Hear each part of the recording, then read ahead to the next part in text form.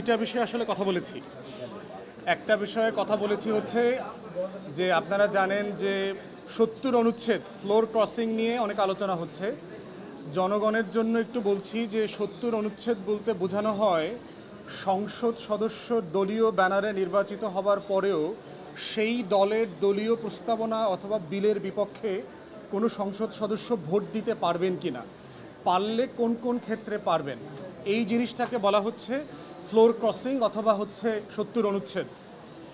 আমরা শুরু থেকেই বলেছি যে এবি পার্টি দুইটা বিষয়ে সংসদ সদস্যদের দলীয় পজিশনের বিপক্ষে ভোট দেবার অধিকার থাকা উচিত না। তার ভিতরে একটা হচ্ছে আস্থা ভোট, নো কনফিডেন্স ভোট, যেটার মাধ্যমে আপনার নির্বাচিত সরকারের পতন হইতে পারে।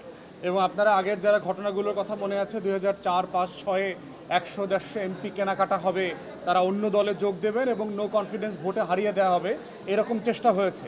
54-এর সংসদেও আমরা এই ঘটনাগুলো দেখেছি। তো সেই জায়গাতে আমরা বোধ করছি যে নো কনফিডেন্স ভোটের ব্যাপারে দলীয় পজিশনের বিপক্ষে যাওয়া উচিত না।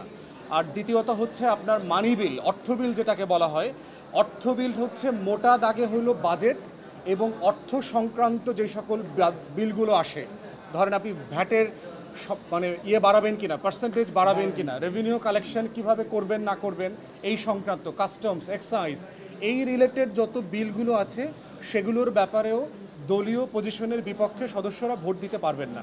কারণ হচ্ছে এটা হচ্ছে আমাদের রাষ্ট্রের ক্যালেন্ডারের সবচেয়ে গুরুত্বপূর্ণ জায়গা, যেই জায়গাটা যদি হেরফের হয় তাহলে সরকার দায়িত্ব পালন করতে পারবে না, স্টেট গভর্ন করতে পারবে না।